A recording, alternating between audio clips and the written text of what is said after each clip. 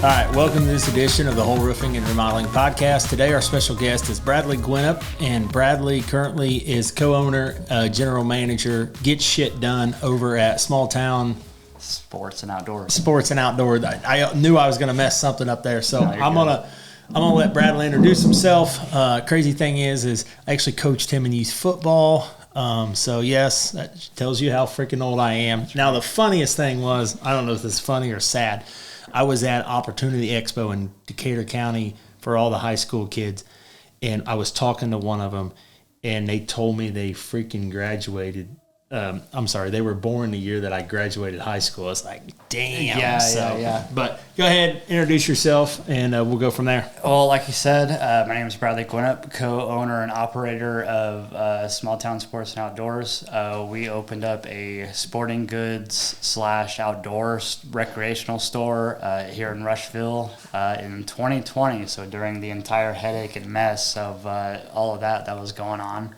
We're going on our third year, and things are actually, looking really, really good right now.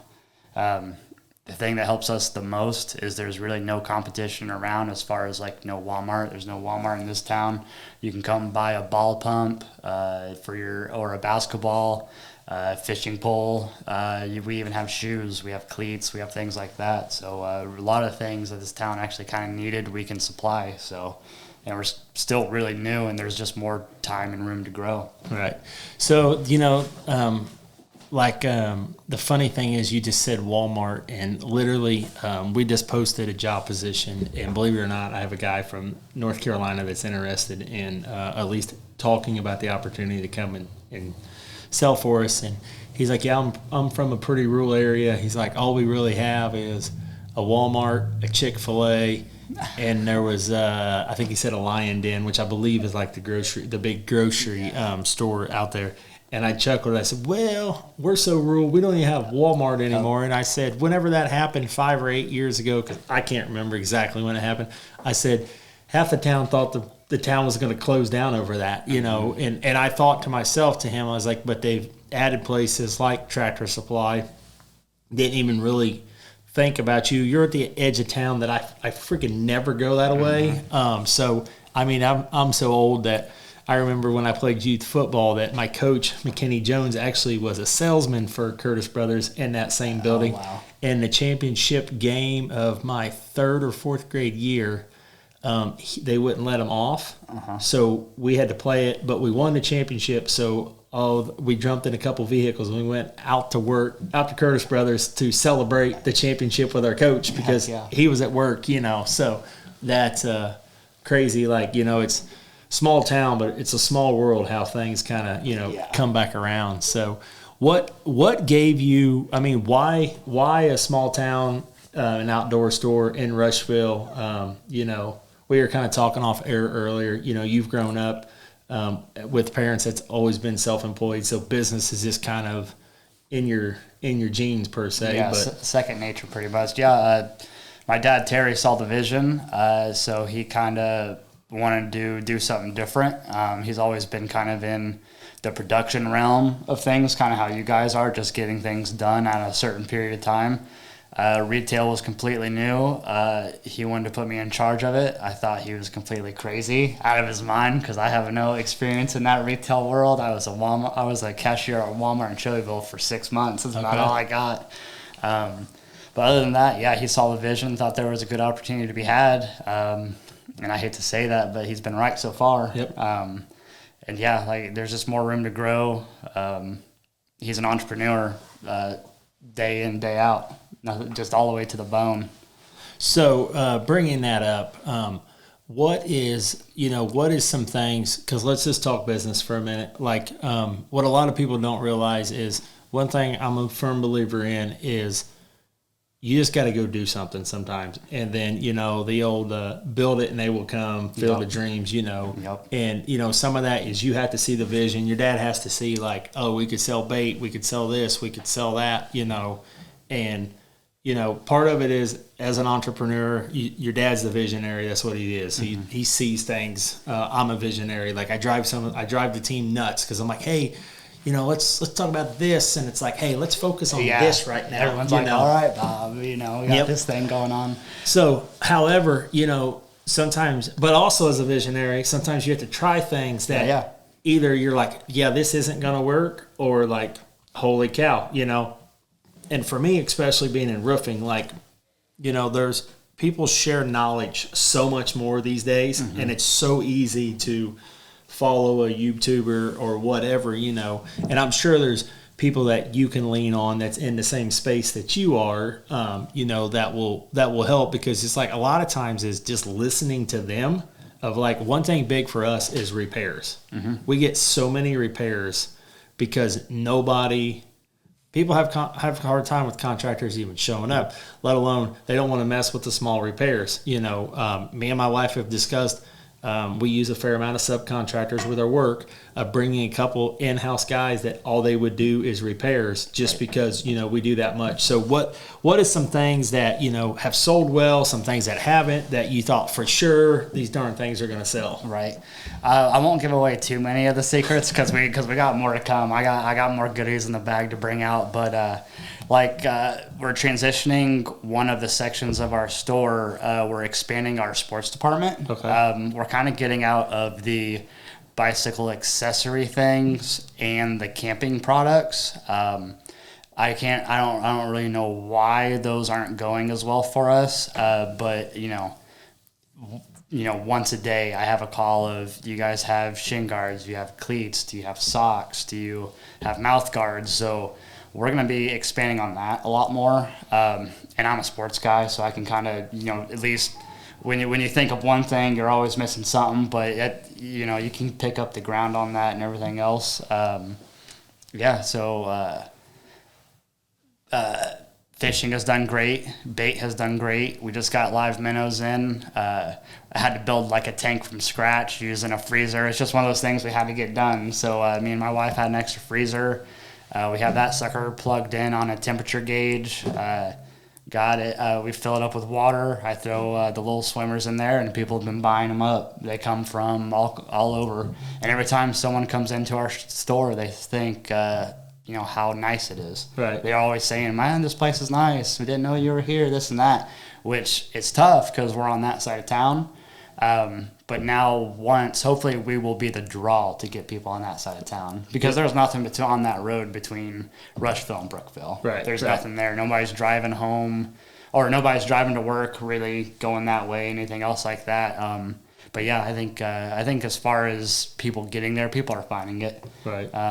Things are working out. We have clothes, camouflage clothing for hunting and things like that. That's gone kind of well. There's not as many avid hunters as there was, in the 80s and 70s and stuff like that. We still will carry products such as those, but as far as like tennis shoes, any kind of active wear for people to work out in, that stuff does really well too. But yeah, there's a lot of things that this town was missing once, that forbidden name left. Right. And it's funny too, because a place like Walmart will come into a small town like it did a long time ago, and it'll push all the small guys out. And then when they leave, the whole town's screwed because there's nowhere else to pick anything up. So hopefully we can keep the small town, small business thing going. Hopefully people in Rushville can kind of see that, because as far as the Walmart leaving, I think that left kind of like a little bit of a trauma, because now they're just like, oh, Walmart didn't work. Like, what else is going to work? Right. So we're trying to just kind of beat that, try to make something out of nothing. Right. Well, and and a lot of people, they want to complain, and then they don't want to support all the time small town stuff. And then, my biggest pet peeve is, like, the saying that, McDonald's or Amazon or whoever can mess something up multiple times and they go right back. And then a small business messes up. We're in construction. It happens. And it's like they can never trust you again. They can never forgive you. It's not really even a trust. It's like forgiveness. It's like, really, you're going to hold that over my head? So, I mean, I'm sure that you I'm sure you've had the same thing where, you know, it always cracks me up that on Facebook there's always them people that, and I'm bad now with Brian Sheehan's post when something's said about a store or something. I always comment, I'm like, where's the Walmart criers at? You know, just because like somebody for sure is, you know, going to say that. And, you know, and what kind of sucks, and I'm very guilty of this, is Amazon is so convenient. Mm-hmm. Like for us running a business, having 3 kids, like sometimes it's literally, it's just easier. Yeah. I can have it in a day or two. And if you plan ahead, like, you know, whatever it is. I mean, I honestly, Walmart by far was, I hate going into that store because it's like every time you went in there 10 years ago, you spent $200, you know, and it's just, I'm a dude. Like I like to walk in the store, grab what the hell I need, get the hell back out. My wife's like, no, let's go down this aisle. Let's go. I'm like, we're going to get divorced if I had to go Walmart with you a bunch, you know? So yeah, you know, and one thing, the whole Walmart thing, and I don't know if this was strategic by Walmart or if this is just the dumb luck. I'm assuming as big as Walmart is, it was strategic. But if you think about it, Shelbyville's Walmart farthest east, it can be in town. Mm-hmm. Connersville's farthest west. Mm-hmm. Greensburg's farthest north. Newcastle's as far as south. Like, so it's almost like they built them super Walmarts with the intention of saying, we're going to pull Rushville one day. Yeah, that's actually, it doesn't surprise me one bit. Something about the bigger retailers like that. So Walmart, as far as like Amazon and Walmart, Amazon's of course the king. Walmart is just, you know, I don't know how many of billions of dollars, but just a shade behind Amazon as far as like warehousing things and getting things sent to people. And it's, you know, it's easy to get things like that. But I feel like sometimes Amazon is way too overpriced. Like let's say if I have like a bag of bait that I have on my shelf for $5.99, well, for the 2 days you can have it in, they might be $2 more. Right. And so I just don't. I feel like the give and take isn't really necessarily there on that end. I would rather just go somewhere and put it in my hand and be like, oh, this is what I wanted. Right. And not every supplier has it like that, but you could just find something really close to it or something you're going to like even better, possibly too. Oh, absolutely. So it's just all depends on what people are feeling, really. It's shopping seasonal. It depends what kind of weather it is. So it just depends how people are out and about and how they're feeling and everything that day. So do you see, how long you guys been out there now? It will be 3 years this September. Wow. So do you see much seasonality in what you're doing? Yeah. Especially when we're like mainly outside activities mainly. Something that I think will help a lot more is when I do get the more influx of like sporting goods, because there's winter sports like wrestling. People want wrestling headgear. I'll have that stuff. People want I'm not even sure what else is played in the wintertime. I know volleyball's a fall sport. I know football's a fall sport. Swimming is not a thing anymore around here. I used to be on the swim team when I was in high school, but that's completely dissolved now because of, you know, whatever reason. But yeah, shopping's very seasonal. Typically, I think after 4th of July, a lot of your activities outside, it's kind of winding down because everybody did that. Now you still have Labor Day to look forward to. And then after Labor Day, I'm pretty sure, as far as my experience, Labor Day, it just gets slow.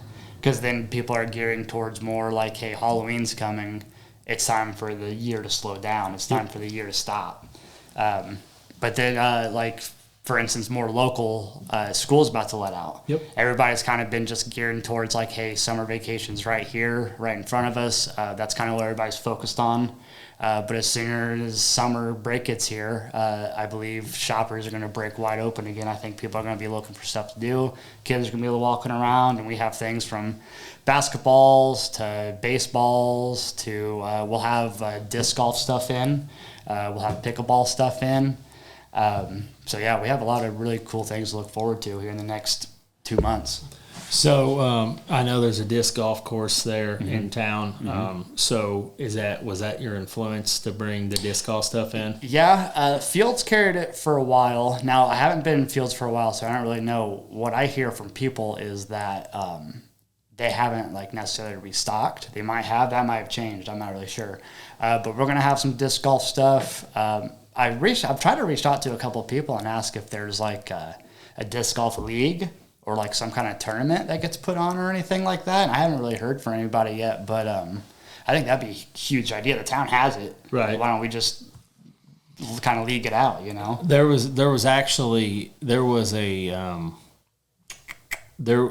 a league that played down here just because a guy that owns a roofing company, he's up in Lafayette. He texted me one day. It was like, hey, I'm going to be in Rushville playing disc golf. Yeah. And I was busy, so I didn't have time to go meet up. But that's the only and I know Adam behind the camera here. I know he disc golfed. I don't really understand what it is, probably because I'm freaking running 24/7 and I haven't really tried to, you know.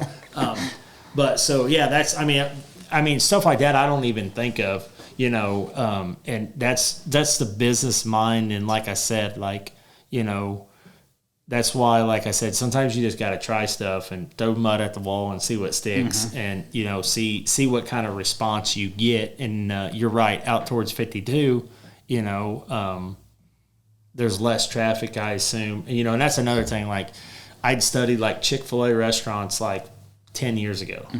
And, you know, like, they had to have so many cars that drove by a day for them to expand. Now, since I don't know if Chick-fil-A is technically still sold out. I just know newer generations have taken over. So now, like, Greenfield has one where before 10 years ago, Greenfield would never get one just because of their guidelines or their, you know, that kind of stuff. So, you know, like, I like studying them kind of companies that overserve their customers, in my opinion. Like, you know, service, like, you know, there's practically nobody in their right mind. If there was a McDonald's and a Chick-fil-A, there's nobody that can tell me they've went to a McDonald's and had better service than a Chick-fil-A. Yeah. So I was just at Chick-fil-A. What is today? Today's Thursday. I was just at Chick-fil-A on Tuesday. And I went inside. I had some time to kill in Greenwood. Went inside, went ahead and sat down and ate my meal. And the manager was just up walking around, checking on people. She's like, "Do you need anything like that?" And I have a full drink and stuff like that. So she's just, doing her job. I'm just like, I appreciate that. You know, it's nice to have that. People walking around, making sure everybody's doing all right. I do that. I'll walk around, make sure people are doing all right at the store. If they have any questions about something, if they're looking for something I don't have, I'll definitely try to help you find the exact next thing, things like that. The people have come in who have asked for things like disc golf and pickleball. Well, I got that stuff coming in. So if there's things that come to mind that we don't have, that's easy for me to get a hold of and get access to, there's a good chance we could carry it, especially when the town has a demand for it. Just, there's pickleball courts, there's a disc golf course, there's a golf course. So we have the regular golf, we have the disc golf, and we have the pickleball stuff. So soccer's a big thing too, because we have the soccer court. I don't know exactly what they call that. They used to just be the basketball court by the high school, but soccer's big. All the sports things are pretty good. And that's pretty good to see nowadays. Right. A lot of kids being out and being active, people actually looking for the things to do outside. Well, and I honestly feel like, COVID helped with some of that, because like they forced there for a while, they wanted to force everybody in. And this may go down a bad rabbit hole when I bring this up, but hey, it's my podcast. Right. But I listened to Andy Frisella with the Real AF podcast. Do you know who he is? I think I've heard of that, but I'm not familiar with the show. Okay. So he's the one that came up with 75 Hard, the exercise program. Oh, okay. And he's got a company called First Form. Anyways, I have no idea where the hell I was going with this. Jeez, my peas. A rabbit hole. People being inside. Yes. So he talks about now there's a trend of people coming back to retail. Yeah. Because they are tired of Amazons and that, where they actually want to get out and they want to walk into the store and they want to talk to you. Yep. They want your opinion on something, and there's certain things that we're all in the habit of just walk in, grab what we need to get out. Yep. However, there's also, help at Home Depot when you need help with plumbing stuff or, locally Home Supply. Like, the good thing is, like, I was working on this flip house like 5 years ago.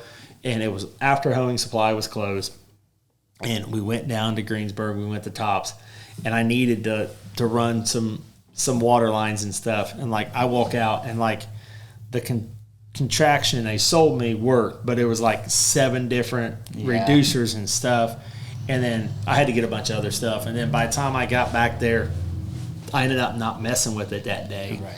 And the next morning I just walked into Hoeling's and they had one thing that did exactly what I needed, you know. So I took the other stuff back, you know, and that's the value of walking in there and getting service. You know, the white glove service is what, you know, some people call, but especially like if they're coming in there to get some kind of bait or stuff like that, like to get your opinion of like, hey, what works, you know. So what kind of hunting and fishing do you like to do? Whitetail hunter, pretty avidly. I haven't done a lot of things outside ever since I opened this place up, dude.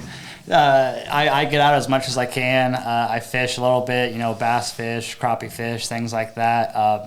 You know, I fished when I was younger, when I had a lot more time to do it, you know, with my grandfathers, with my dad, things like that. I've, you know, whitetail hunted, you know, my whole life. I feel like that was more of like a pressure thing with like being with my dad, because he's just like, he just gets you up. He's like, we're going hunting. You're just like, okay, whatever. So we would get out there, but you know, being in nature, being in the quiet, there's something really special about it. Right.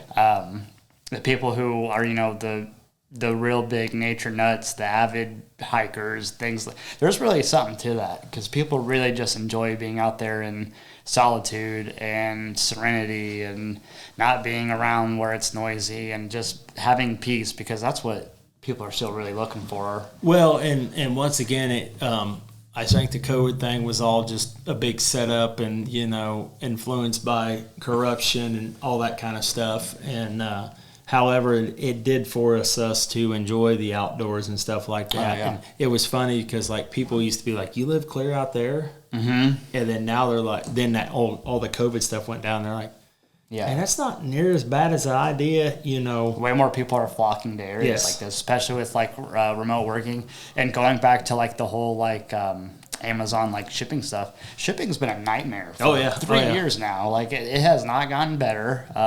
I do see a little bit more like United States Postal Service ads being like, hey, we got your back, you know, we're starting to get better, because there was that whole thing, I don't know, in 2020 where they're just like, you know, they wanted to like lay off mail suppliers or something like that. I don't know what's going on. That was so long ago. But I mean, yeah, to actually walk into a store, I think you have a better edge at that, because then at this point when you order something, okay, when's going to come in? They say it'll ship in the next 2 or 3 business days. Well, it's been 5 business days and you should have the package by then, right? But no, I mean, there's up and downs to all of it, and there's pros and cons with everything. But I think really going into the store, talking to somebody who actually, you know, cares. And I'm not saying, you know, the big guys don't care, but when you walk into the smaller shops, you're going to see a lot more smaller people care, really, more than anything else. But yeah, COVID. Fuck COVID. So, did you have any supply chain issues? Oh, yeah. Gosh, it was everything. Because, you know, everything would be manufactured in Japan. A lot of things that we carry, such as like Pookie products, everything from tiny little swivels that I don't know how they're made or anything like that, but it'd be on those barges out in the, you know, San Francisco Bay or something like that, waiting to get unloaded. Just a lot of nightmare stuff like that. Fuel is jacked up, so it's just way more expensive to get anything shipped anywhere. Smaller supply chains, your minimum order would have to raise, like where I get my live bait from, worms to minnows to things like that. It was $75. Now I got to order a minimum of $100, which isn't a big deal. I can do that with minnows and everything else that we need. But it's just, you know, small things like that, to where they're also a business. You know, they need to be making money as well. They're not. My dad will say, "This ain't UNICEF." Yeah. So that's so a lot of your stuff comes from Japan then. Some of it. Okay. I wouldn't say all of it. Right. Like as far as the Pookie and Sons, that's a company to where they carry. P-Line is a certain line that they make. P-Line also makes other accessories and things like that.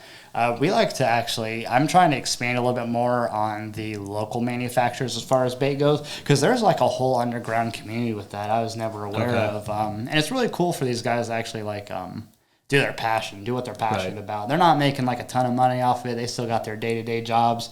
But just the fact that someone's being like, hey, man, like, you make this stuff really works. I could fish on it. And that really drives them to do better as well on their part. And you never know, they could sell $50,000 a year worth of bait, and that's life-changing enough, you know? Absolutely. So it's small things like that. You never know who you're going to meet, what you get into, stuff like that. And I wasn't like trying to act like you got everything from Japan, but I'm just so used to so much stuff coming from China. Oh, yeah. You know, and unfortunately there's things that, you know, the one thing that I like about Andy Fasella is, you know, he does as much U.S. manufacturing as possible. He said there's some things that he can't, but he's trying to work on that right now, you know, and he's coming back his brand's exploding. Like, he wants to be the next Nike, but he's not going to be woke. Like, he's pro-American, pro-freedom. Right. Like, guys like you and me, you know, stand for that guy's values. Right. And unfortunately, not to take it political, but it seems like some of these big companies, they get so big, like Bud Light, and they can't even think for themselves. Like, we need to get more in touch with our customers. Right. Really, Bud Light? Right. Like, right. That's not your customer. No. You know. No. And you know, and that's what, you know, that's what Andy talks about. And like I said, it's kind of cool to listen to his podcast and him talk about the trends and stuff like that, you know.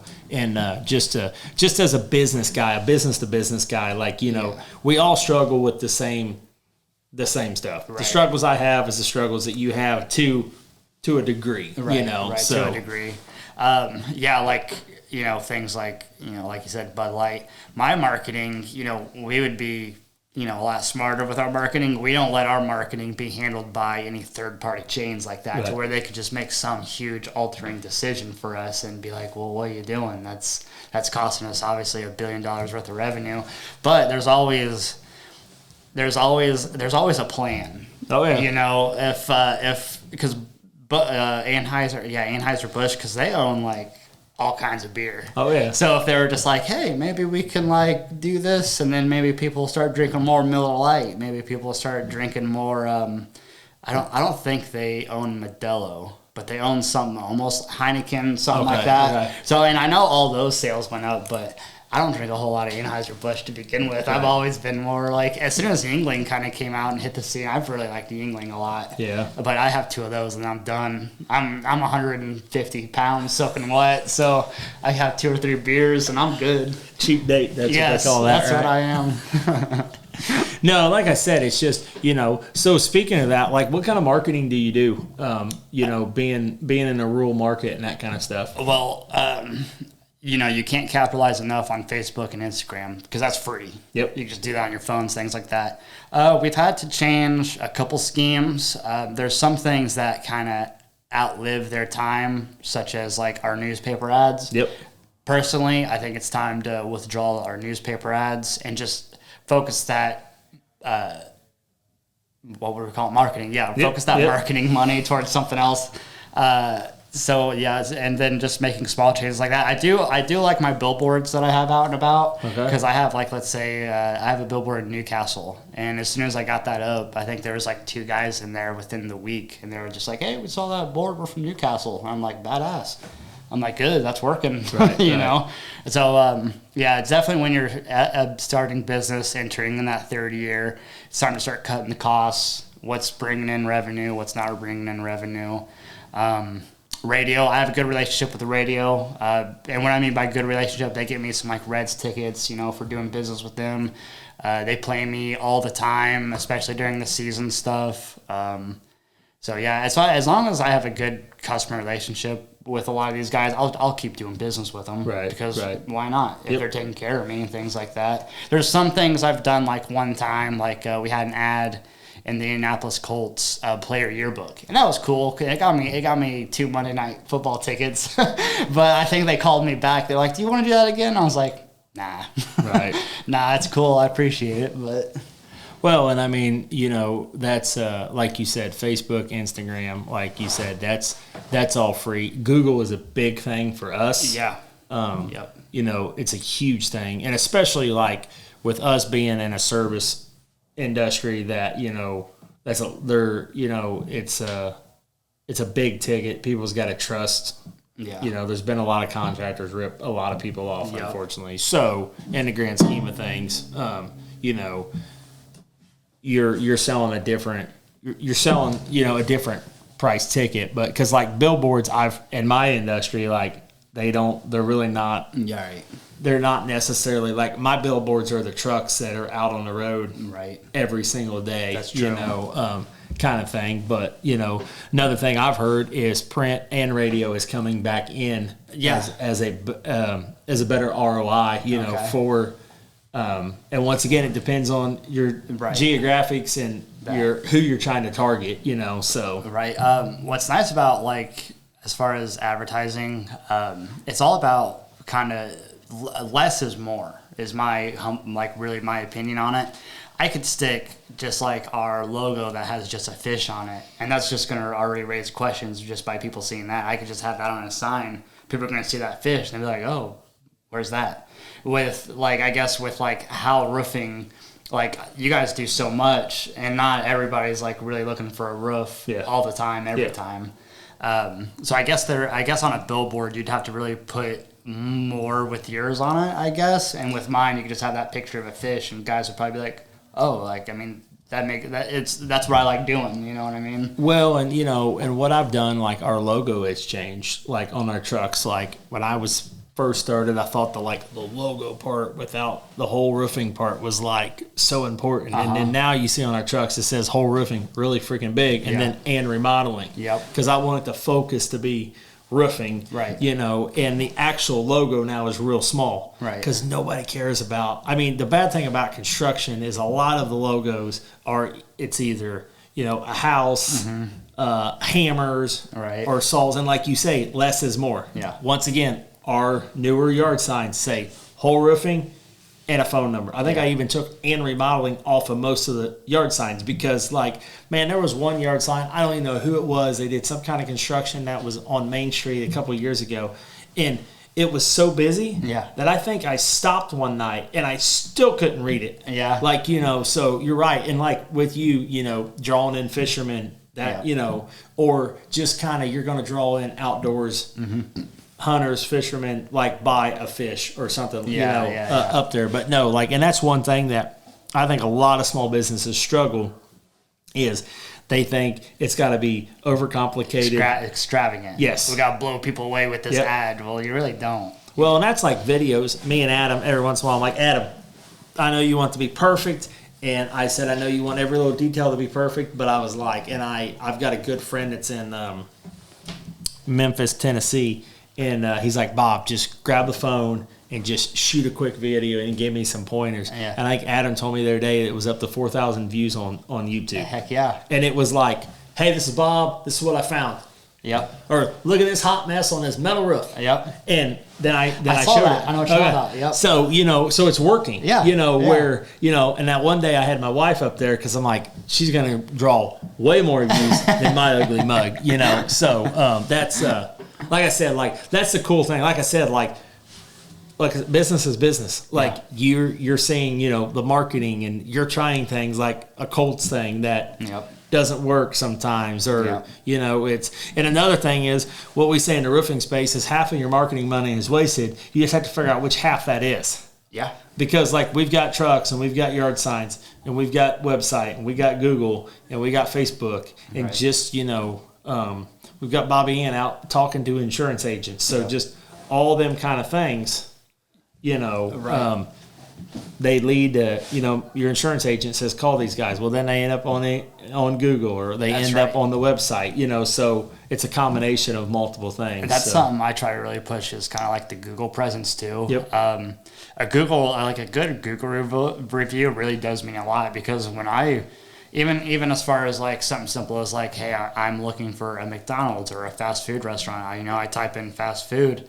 First thing I'm going to see there is how many stars it has, whether it be 4 stars, whether it be 4.2 stars. And then right underneath that is the comments and what people have to talk about it. So that's why like even on my business cards now, I have it redesigned to where it says, my name, store number, has our logo on it.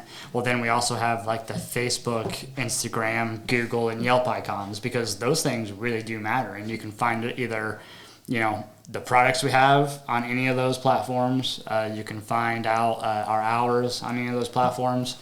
So it is really important to have a good presence and a good overall, like, what would I call it? Manage. It's on top of it. Yep. Just to be on top of it in that aspect. And I, as far as being a consumer, being in any other business, I try to leave as many reviews as I can, because I know how important that is. Like I said, I know how important that is for somewhere like.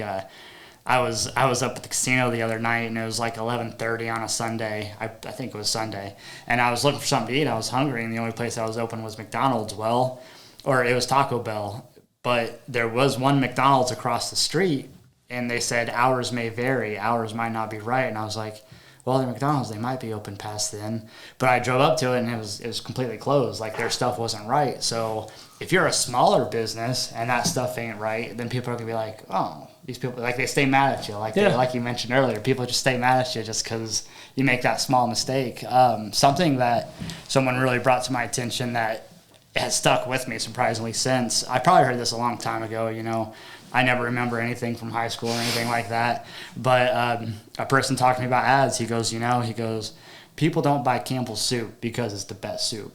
It's because they're comfortable with it. Yeah. They'll see Campbell's sit next to this new brand. It could be a new brand, could be better soup, but people aren't going to find out because they're going to keep going with what's comfortable. Well, and that Campbell can has always been white at the top and red at the bottom. Looks like a Marlboro pack. There you go. I never thought of that, but I'm just saying, and I don't really grocery shop much. I leave that to my bride. But, and once again, they have branded for decades. Decades. And that's, and that's something else in a small town. Like, it's sometimes people are like, well, I don't know why somebody's using that person for that service, and it's like they've just been around forever. So some people are just flat comfortable there, right. And they're comfortable with that person. I had a lady one time that I went to go give an estimate to, and she said she had never heard of me, she said her dad had never heard of me, so she couldn't use me. Yeah. And this lady was in her 50s. So I was like, if you're 21 and you're a single female that, that doesn't, like your dad being involved in the contractor you pick, I kind of understand. Yeah. If you're 55, I think Right. Yeah, that's a little weird. That's definitely like comfortability to the max, But yeah, it's just small, funny things like that over the years. And it's, once you pick up on it, it kind of like gets a little better, but you'll never really pick up on it or anything else unless you're like either a hardcore consumer to where you're someone who's not only like coupon shopping or anything like that, but being a business owner as well, or helping run a business to where you're like, okay, how can I maximize profit? How can I slash costs by helping, how do we get more customers? Yep. Via anything we say or do for the company to get the name out there. Yep. So there's always something new. There's always something. Oh yeah. It's a game. It's a nice little game, but it's fun. I've enjoyed doing what I have so far. It's tough at first, but once you kind of get used to it and you kind of get the day-to-day down. I have a part-time help right now, and I've never been used to having someone kind of work under me. I never even kind of look at myself as a boss. Right. We kind of all work together, because we all have kind of like the same goal. We show up, do what we need to do. Some of us stay later than others. Yep. Some of us try hard a little bit more than others. But I've always looked at people as being like associates. I work along somebody, things like that. But as far as like managing my time, having people in there like that, that's super new to me. I'll try to be out trying to either expand the brand, doing things like either like this or, passing my business cards out somewhere to where like, hey, you guys know there's a new sports store? And 9 times out of 10, they're like, nope, I knew nothing about it or anything like that. So yeah, it's all going well. Yeah, and I mean, and that's as an entrepreneur, like you have to delegate, and the sooner you delegate, And the sooner you have somebody else running the cash register, like, yes, you need that personal touch. You need to be willing to somebody out there stop in, say hi, or shoot a text, especially for me, the people that text me. Like, one of the bigger struggles early on was people were offended when it wasn't me that came out to their house. Right. And I'm like, hey, I've got 3 reps or I've got 4 reps, and I can get out there, but it's going to take me 3 or 4 weeks. Yeah. And it's going to take me 2 months to get you an estimate. Yeah. I can send a guy out there tomorrow and have an estimate done by tomorrow night, That means people like you, though, too. Yeah, that means people are like, I want to see Bob. Right. And you're like, well, Bob's not available today. Yeah, and that's fine. Like, I mean, some days that it's, some customers I do go out there and I kind of hand them off this sales rep. Right. Like, done a lot of work for Dr. Rob Jackman, and, I took Nick out there and I was like, Nick, Doc, absolutely. Nick's going to take really good care of you. Yep. I worked for you. Emily worked for you. So I want this handoff, And of course, I always tell people, hey, you got my number. Yeah. Shoot me a text, send me a call if there's something going on. And unfortunately, sometimes I got to run out there. Of course. Had to run out to a job a couple nights ago. Once I went out there and explained it, they're like, oh, okay. But there was comfort, there was peace that, of course, that, it was me, know. And that's why, but I also want to build a company too. Yeah. That if me and Emily take off for a week, it's handled. Their business is running. And some days it runs smoother when I'm not here than it is when I am here, So that's the fun of growing a business, Right. So what did you do before you started? So I'm trying to think back. So ever since I was 16, my summers through high school, I went and I worked out east in the gas pipeline oil field for one of my dad's companies, Gwinnup's Restoration. That company grew. He sold the majority of that company, and I had worked there from 2000, from when I was 16 all the way till I was 22, I believe. Okay. And I had done various things. I was a laborer for a long time. Got to be a union laborer. Made really good money. After that, I got to transition on running a piece of equipment. I ran a skid steer for 2 years. Unionized, great paycheck and everything like that. But I was just, always away from home. I was always away from my friends. So I just was looking for something different. I pretty much essentially quit doing that. I was a boss for a little bit. Like, I had my own crew, but when you're 22 and, we mentioned about being like the boss's son and things like that, that did not go well. That was probably like the worst 6 months of my life, because I literally one day, came back to the camper, because we would stay, in a camper. We're always moving around, so we'd have to have something like that. And I just told Dad, I was like, I can't do this. It's really nice. You really being able to have something to fall back on. I was able to go back to what I was doing before I was bossing a crew, which was nice. And it's funny because, some of the people, one of the guys who'd always, make my life really tough, he was in my machine at the time. So when it was time for me to go back, I was like, you're on the bulldozer, dude. So I went back doing my thing and did that for the rest of the year. Went back home. I was running a mowing company that Terry had Slice in, so I was just kind of doing that.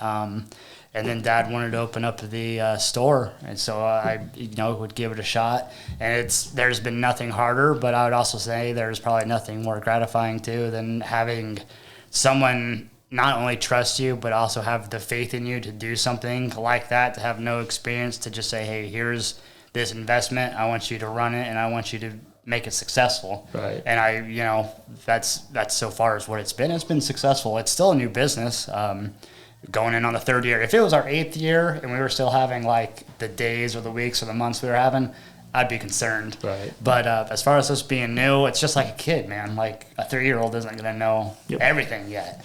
And even an 8-year-old ain't going to know everything yet. But the more time we keep working, the more we try to perfect our craft. I've always kind of been around, what helps a company run. Right. And I think that really is what helps with me running this. And right now, my brother's 5 years younger than I am.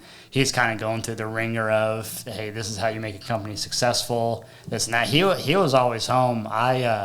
He's the middle child, so you know how the middle children can be and things. So he always got to stuck around at home. He's had jobs and stuff, and he's tried to help us out here and there.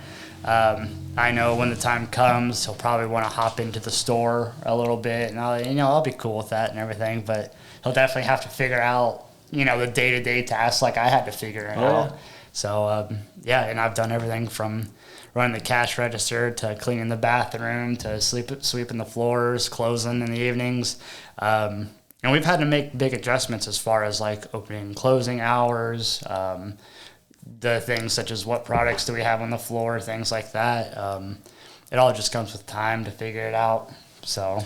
Oh, absolutely. And, your dad had to have faith and, trust in you, but somebody had faith and trust in your dad years ago. Right. Here I just promoted one of my sales guys to sales manager, and right. I was like, brother, I love you. Right. You're gonna crush this, and I believe in you. Yeah. And I looked at him and I said, you're gonna make mistakes. Yeah. And that's okay. Yep. Like, we make mistakes every single freaking day. Yeah. Like, we're trying not to make the same mistake twice. Right.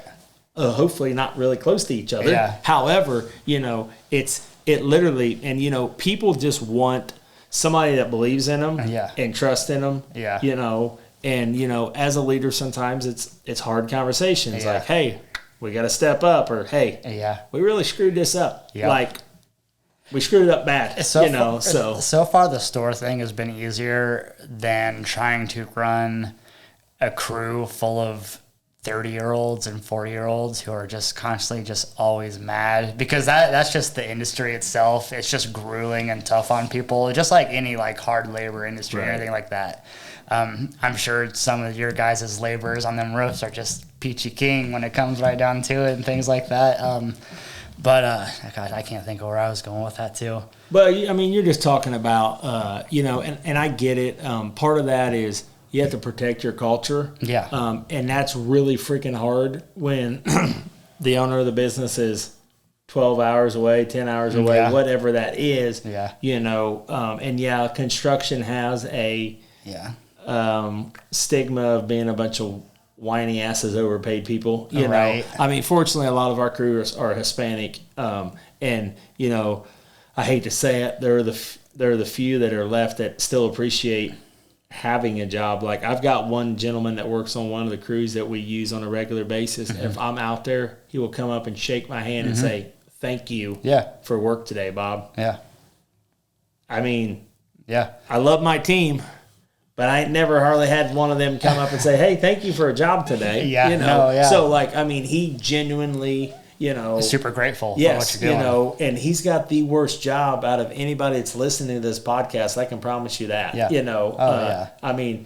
Last week they had 2 jobs. They had to tear 4 layers, 3 layers of shingles off, a layer of wood shake, and then redeck the entire house. Like, no, Bradlee, that's not fun, bro. I'm not saying I wouldn't do it. If I had to do it, I would, of course. Right.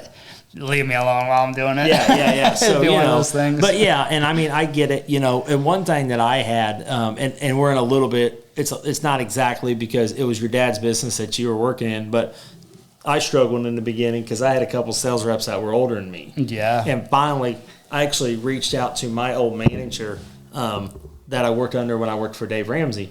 And he was in a leadership role there where he led. There was a fair amount of people that he led that were older than him, and he's like, "Bob, you're the leader. You're the leader for a reason. They're looking up to you. Just go do it." Yeah. And it's like, okay, Yep. okay. Especially when somebody chooses in to work for me, now I'm getting older, getting more grace, because it used to always crack me up. I went to this job site right up the road from our house one time because the one of the crews were up there working, and I was like, I had somewhere else to go, and I was practically driving by the house. I'm like, I'll just swing in there. And the guy's like, "Oh, you're the owner?" Like, yeah. Yeah. He goes, "I expect you to be older." I was like, "Well, with a name like Bob, I get it." Yep.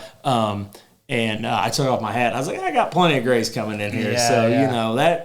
But it's funny because Nick, my sales manager now, I think he just turned 26, and he started selling a couple of years ago for me. And one day, like, he comes in, he's like, I see him, he's got like a goatee, and I'm like, "Yeah, what the hell you doing, Nick?" And he goes, "I'm tired of these people thinking I'm 14 years old or that I'm your son." I'm like, "How do you call Hoel Roofing and Nick Good come out, and you think that that's the son. But anyways, I mean, it's part of it is just that fear, that head trash that you got to go do it, and you know, and at least with the store, that's kind of your baby. So you know that'll be easier to bring in people that work under you. And I still struggle sometimes with like older people working for me, just because I feel like it's easier for me to hire somebody younger. Right. And it's not that. You know, there's plenty of older people that work their butts off, you know. Right. So if you happen to have one of your children, you know, come up in your shoes and, you know, walk the walk and everything like that, that's going to be challenging in a way, because where I've seen it to where, my dad can trust me with things. He knows I'm smart enough to do things. But as far as like not holding my hand and just him being like, you know, I got this, things like that. Never doing things with malicious intent, just being like, hey, these are things that will better the company. And we've had a lot of conversations like that so far. So as time has gone on, after him seeing me in the roles that he's placed me in before, seeing me in this new role and just completely grab it and take it by the horns so far, it's a lot more loose. Right. It's a lot more relaxing to where he knows, and it's better on him because he has so much on his plate too. Right. I don't go to him for everything. There's things that I have to figure out, and I know that I have to figure out, and that's completely fine. That's why I'm in the position that I'm in and things like that, and that's what he has kind of trained me and has molded me to do so far. Being the oldest child in a family also comes with, you know, that role and perspective too. You've taken a lot more over the years. You've kind of seen where everything has come from. Not like you have more appreciation or gratitude and things a little bit more. It's just you're a little bit more older, a little bit more wiser. Like I said, I'll be 27 here really soon, and I feel like I have a huge advantage compared to what a lot of people, you know, my age have, and definitely very thankful and blessed for, you know, what I have and things like that. You know, I'm not saying it'll get easier because everything has its challenges. We all make mistakes. One of the biggest, I'll never forget the day to where I was supposed to like shut a gate one day on a job site, and the landowner was super particular about it. He's like, make sure that gate's closed when you guys leave. Well, there's inspectors on these job sites, and he told me, our inspector, at the end of the day, he's like, hey, I'll shut the gate, don't worry about it. We show up at this job site, you know, we had to meet at the yard. It's a 30, 45-minute drive up there. We get there, gate's locked. Has a whole lock system on it. Word gets around pretty quick to where Bradlee's crew is locked out of their job site. Dude, Terry rolled up, had the window down, get the fuck in here. He's like, you had this one responsibility to do this and that. And I said, dude, Phil Hill said that he would shut the gate. That was the name of the inspector. He was probably like 95 years old. He had no business being out there. He goes, no. He goes, this is your site. You control what's going on. I said, okay. I said, whatever, but I'll never forget that one. that one was not my fault, and I still got it. Well, and like, you know, at the end of the day, like, it's extreme ownership. Like, you got to take it, you know, if that means driving back out by there. Yeah. At the end of the day, that means asking the guy, hey, you know, now today's an age with the technology, like, hey, send me a picture of that gate shut, would you? Yeah. You know, we use some technology like that. We use an app that actually dates and timestamps when a picture is taken. That's cool. And man, that has saved our butts on like on jobs like, well, that wasn't like that before you started. I'm like, yeah, it was. They're like, oh, I didn't notice that. And that's what stinks about some of the stuff we do. Like, people pay no attention to the roof, their siding, or the gutters. And then you do something, and it's like, well, that gutter's messed up now. Yeah. Like, I had a guy, we did this job one time, and he's like, your crew bent my gutter down, and they were still there finishing the job. Yeah. And what it was we put metal roof on. And the bad thing about metal is it shows every imperfection. And, you know, the dimensional shingle's got a little bit of variance in it and stuff like that. Right. Dude, there was ice froze on that end of the gutter. Yeah. So I took a picture, and I was like, sir, how can you tell me that we bent this today? Yeah.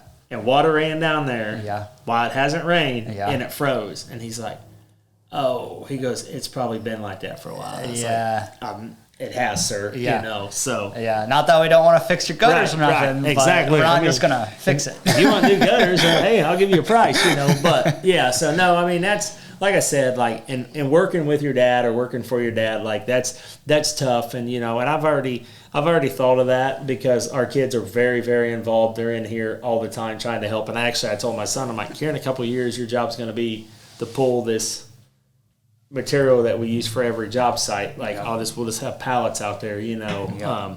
And our kids want to help. Like, you wanted to go help your dad and stuff like that. So you seen your dad doing it. But also being the oldest one, you probably seen your mom and dad struggle and work a little harder in the beginning. Right. Where you were at compared to where your sister's at. Oh, my gosh, dude. Like, plus she's a only girl, right? Yeah, and only she's girl. the baby, so you're fucked, Bradley.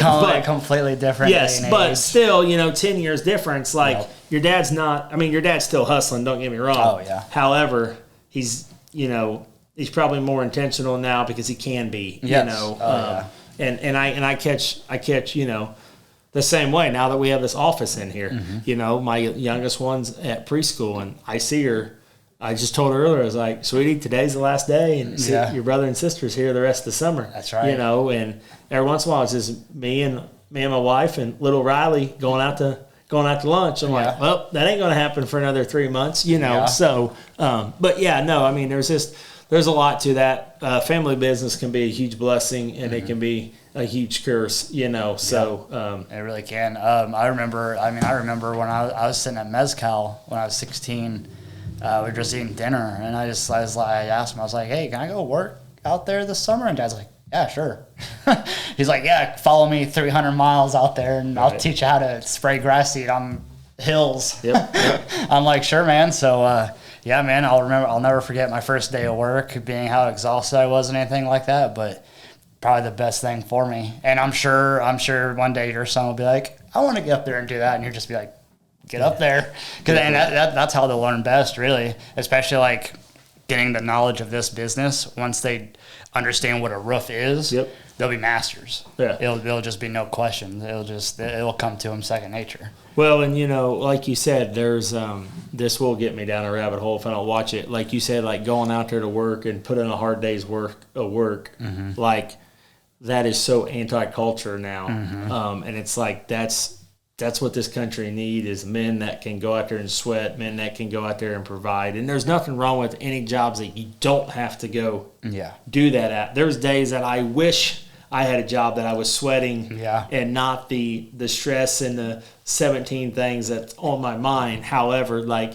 I look back on the days that I was baling hay when it was 105 degrees out, and you know, it was like, man, that was good. You know, every once in a while, one day we had Adam doing something, I can't remember what it was now, and he texted me, he's like, I want to sleep good tonight. Like, good for you, Adam. You're going to sleep good tonight, brother. You know, and it really is good. So as we wrap up, like kind of the main points of things that you guys that you have sell out there that people should come out and check you out.